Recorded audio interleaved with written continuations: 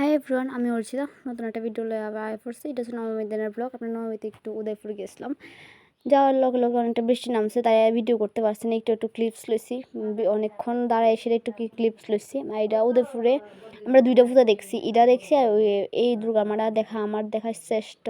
মানে এত সুন্দর মা, মানে আর কয়ে লাভ নাই।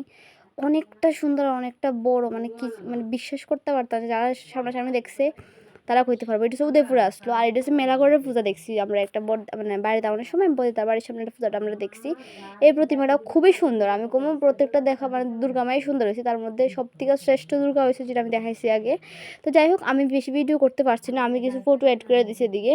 মানে এটা হচ্ছে মেলাগড়ের বলতে তার বাড়ির সামনে প্যান্ডেলটা খুব সুন্দর হয়েছে। আমি মানে প্যান্ডেলে ভিডিও লইছি না, ইভেন দুর্গা আমার ভিডিও লইতে পারছি না, মানে এত শর্ট টাইম লয়ে গেছি আমরা। আর ওই দিন প্রচুর বৃষ্টি হয়েছে, মেন কথা সেটা প্রচুর বৃষ্টি, যার লেগে আমি ফটো এড করে দিতেছি এদিকে। তো আমি নবমীতে উদয়পুরে গেছিলাম, আর কোনো দিন গেছি না, অনেক সময় একটু মেলাগড় দান করছি। তো আমরা দিকে আইফোসে খাওয়া দাওয়া করার লেগে বাড়ির যাওয়ানোর সময় আমরা একটু কিং ফুডে ঢুকছিলাম, মেলাগড় যে কিং ফুড। তো কিং ফুডে একটু ঢুকে আমি ভিডিও করতে আসছি, কারণ অর্ডার দেওয়ানোর প্রায় আধা ঘন্টা পরে আমরা খাওয়ান দিছি ওই দিন।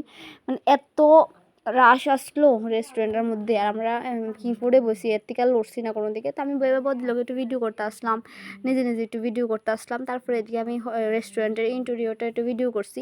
আর এটা কিংফুডের নতুন ইন্টেরিয়র করছে, মানে খুবই সুন্দর। আমি মানে আমার মানে আগের থেকে অক্ষরটা খুব ভালো লাগে, লাইটিং টাইটিং খুব সুন্দর, খুব ভালো ভালো ভিডিও করা যায়।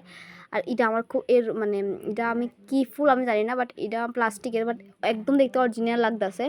আর এত সুন্দর জিনিসটা আমার মানে খুবই ভালো লাগছে। তারপরে এদিকে আধা ঘন্টার উপরে ওয়েট করার পর আমরা মেইন আইটেম আয়া পড়ছে। এদিকে ফার্স্টে দিয়েছিল একটু চাউমিন, আমরা 1 প্লেট চাউমিন অর্ডার করছি, আর মানে 5 প্লেটের মতো বিরিয়ানি অর্ডার করছি, দম বিরিয়ানি। তো এদিকে দম বিরিয়ানি আয়া পড়ছে।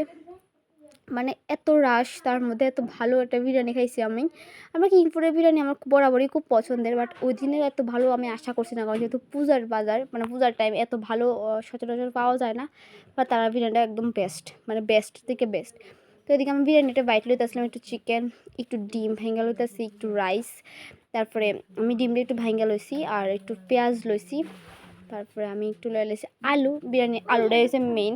লয়ে সেরা ভালো করে মাইখা এটা বাইট ও মানে শান্তি। যাই হোক, খাওয়া দাওয়া কমপ্লিট করে আমি একটা পেপসি লয়ে এলেছি।